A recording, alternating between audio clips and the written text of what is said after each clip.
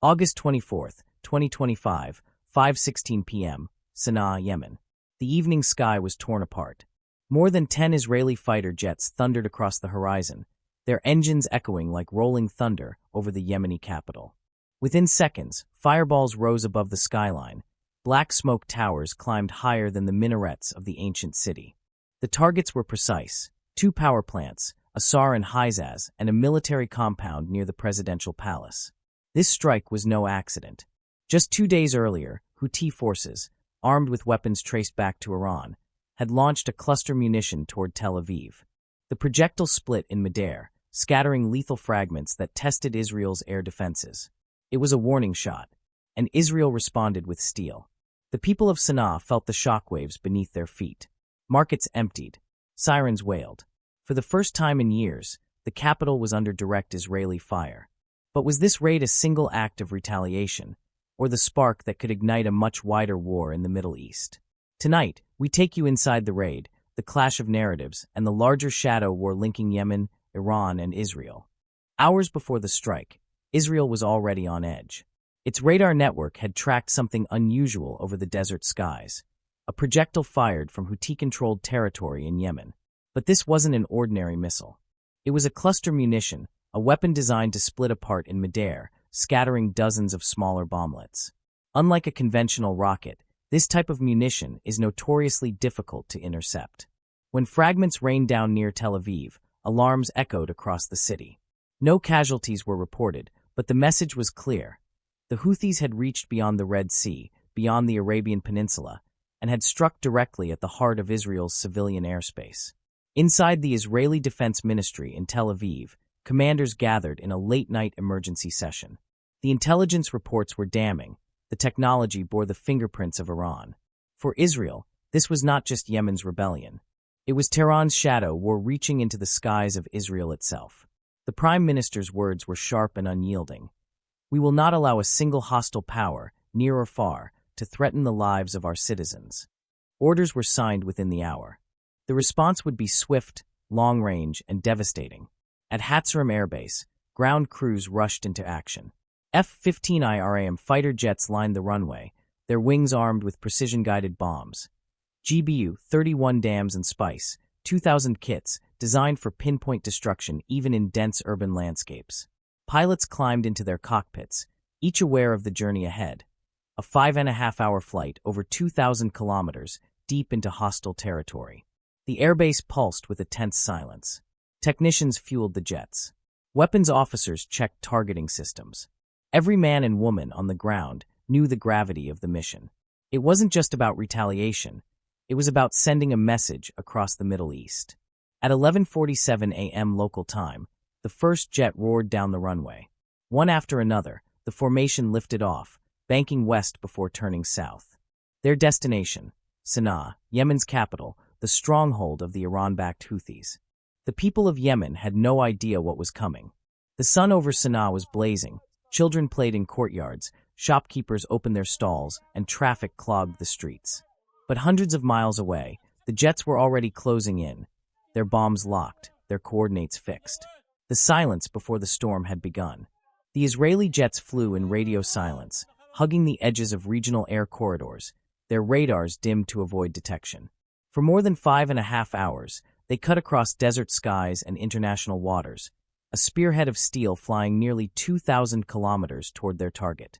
This was not just a tactical raid. It was a demonstration of Israel's long-range reach. At 5:16 p.m. local time, Sanaa's quiet evening was shattered. Residents first heard a deep, rolling thunder that didn't belong to the weather. The roar grew louder, closer, until the first bombs struck. Their targets were calculated with surgical precision. The Asar and Hizaz power plants, 2 of the capital's main energy sources, lit up in fireballs, cutting electricity across entire neighborhoods.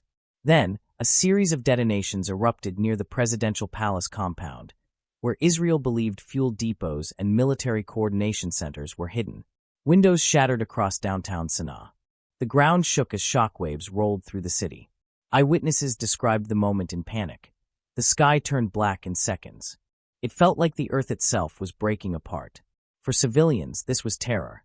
For Israel, this was calculated retaliation. Within minutes, Emergency sirens wailed across the capital. Ambulances raced toward firelit streets. Local hospitals were overwhelmed. Reports of casualties varied. Reuters counted at least 2 dead and 5 wounded, while AP placed the toll at 4 dead and nearly 70 injured.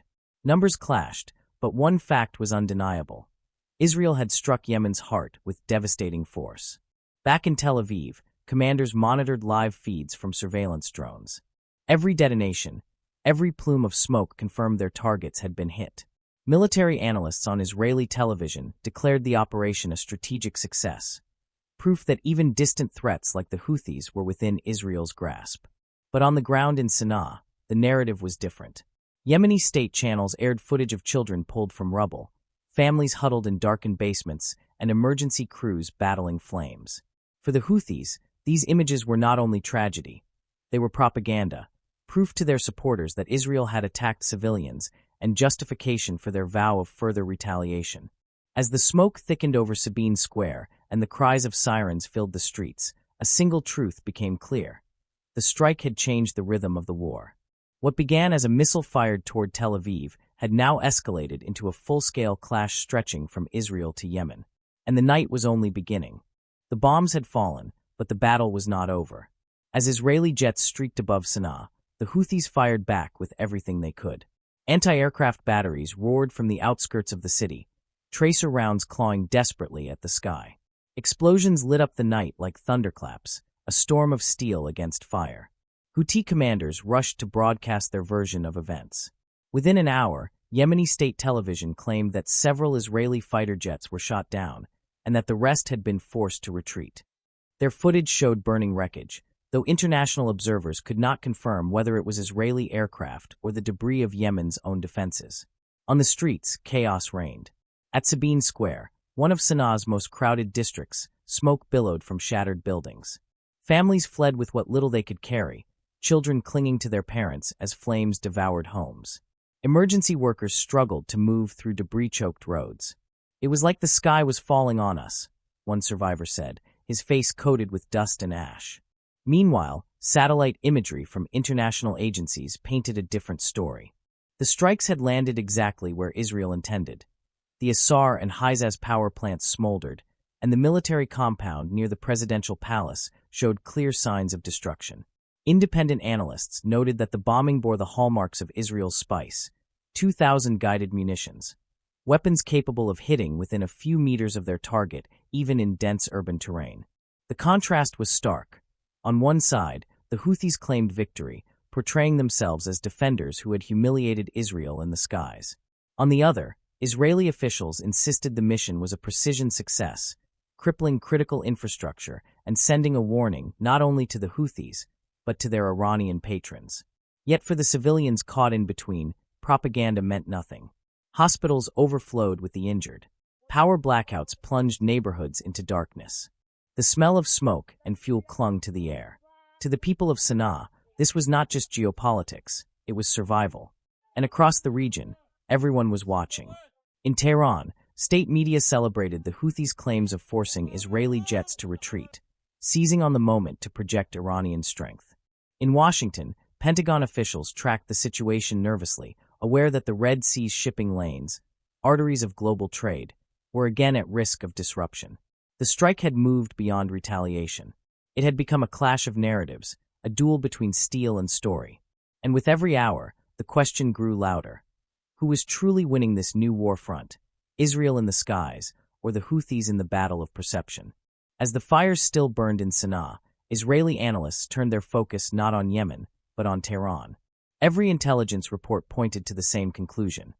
The Houthis' new weapon, the cluster munition fired toward Tel Aviv, bore the design, technology, and fingerprints of Iran's Revolutionary Guard Corps. For Israel, this was not just a local skirmish. It was a proxy battle in a far larger war. The Houthis were the hand, but Iran was the arm that moved it. By supplying advanced munitions, Tehran had extended its reach across more than 1,000 miles, transforming Yemen into a launchpad against Israel. This revelation shifted the narrative from retaliation to escalation. Israeli officials declared that the strikes were not merely against the Houthis. They were a warning shot aimed directly at Iran. "We see the shadow of Tehran in every rocket fired from Yemen," one Israeli spokesperson said. And our message is clear: distance will not protect you. The United States and Britain echoed Israel's alarm.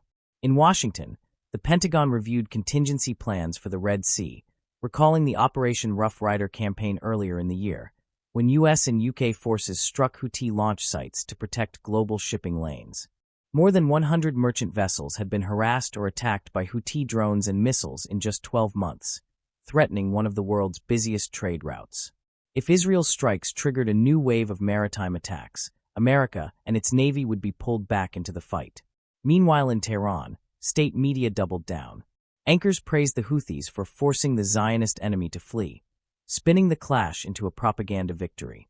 Behind the scenes, Iranian commanders debated whether to escalate further, by arming the Houthis with even deadlier missiles, or by encouraging Hezbollah in Lebanon to open another front. The step from regional conflict to regional war was narrowing with every passing hour. In diplomatic circles, whispers grew louder. Was Israel's strike the beginning of a multi-front confrontation, one that could tie together Gaza, Lebanon, Yemen, and perhaps even the Strait of Hormuz? In Sanaa, the Houthis promised retaliation. As long as Gaza bleeds, Yemen will strike, their spokesman declared. The statement echoed across Arab media, framed as defiance against Israel and its allies. For Israel, the question was no longer whether they could reach Sanaa. They had already proved that. The question was how far Iran was willing to go, and whether the United States was prepared to stand shoulder to shoulder if the shadow war erupted into a regional inferno. 30 minutes after the first strike, the roar of jet engines faded into the distance. The skies above Sanaa grew quiet again, but the silence was not peace. It was the silence of a city scarred. Fires still raged at the Asar and Hizaz power plants, plunging entire neighborhoods into blackout. The once busy Sabine Square stood in ruins, smoke coiling into the evening sky like dark banners of war. Rescue workers combed through rubble, pulling survivors from collapsed walls. Hospitals overflowed. Doctors treated the wounded on blood-stained floors, their hands trembling from exhaustion. The casualty reports remained contested. Reuters listed 2 dead and 5 injured. AP claimed at least 4 dead and over 60 wounded. Local officials insisted the number was higher, pointing to dozens of missing still buried under debris. For families, the statistics meant little. Each name lost was a world destroyed. In Tel Aviv, the operation was declared a success. Military briefings spoke of crippled infrastructure and a clear deterrent message. Israeli leaders presented the raid as proof that even distant threats could not escape their reach. The Air Force, they said, had flown farther, struck deeper, and shattered the illusion that Yemen was out of range. But the Houthis saw the night differently. Their leaders vowed that Israel's attacks would not go unanswered. As long as Gaza suffers, Yemen will answer with fire, a spokesman declared on state television. To their followers, the destruction in Sanaa was not defeat, it was a badge of resistance. Across the region, the world weighed the cost. In Washington, Pentagon officials assessed whether new convoys would be needed to guard the Red Sea's shipping lanes, lifelines of global trade already harassed by Houthi drones. In Tehran, leaders celebrated Yemen's defiance while quietly calculating the risks of further escalation. In Riyadh, Saudi officials braced for instability spilling across their southern border. When dawn broke over Sanaa, the air was still thick with ash. Streets lay empty, punctuated only by the distant wail of sirens. For the people, life had changed overnight. For Israel, the mission was over, for now. But for the Middle East, a deeper question loomed. Had this strike deterred the Houthis, or had it unlocked a new chapter in the war? The silence after the storm was deceptive. Because in this region, silence is rarely the end. It is often just the pause before the next explosion. When the dust settled over Sanaa, the outlines of a larger story emerged. This was more than an exchange of fire. It was a signal, one written in flame, smoke, and steel. Israel had proven that its reach was not limited to Gaza or Lebanon. With precision-guided bombs delivered from jets that flew more than 2,000 kilometers, it struck the very heart of the Houthi stronghold. The targets were not random. Power plants, fuel depots, and command sites, the arteries of an armed movement that had dared to send a cluster munition into Israel's skies. In Tel Aviv, officials called it a necessary act of defense. In Sanaa, it was called aggression. And in Tehran, it was celebrated as proof that Israel could be challenged. But beyond the headlines and the propaganda, one truth stands unshaken. This conflict is no longer confined to a single battlefield. Yemen has become a new front in the shadow war between Israel and Iran, a war that stretches from the deserts of Syria to the shipping lanes of the Red Sea. For the United States and its allies, the implications are clear. More than 100 merchant vessels have already been threatened or attacked by Houthi drones and missiles. Each new escalation risks choking the arteries of global trade that pass through the Bab al-Mandab Strait. And every strike, every counterstrike, pulls the world closer to a confrontation that could reshape the Middle East. Yet, amid the chaos, there is also resilience. Israel's strike carried a message not only to the Houthis, but to Iran itself. Distance does not equal safety. America and its allies are watching, calculating, preparing.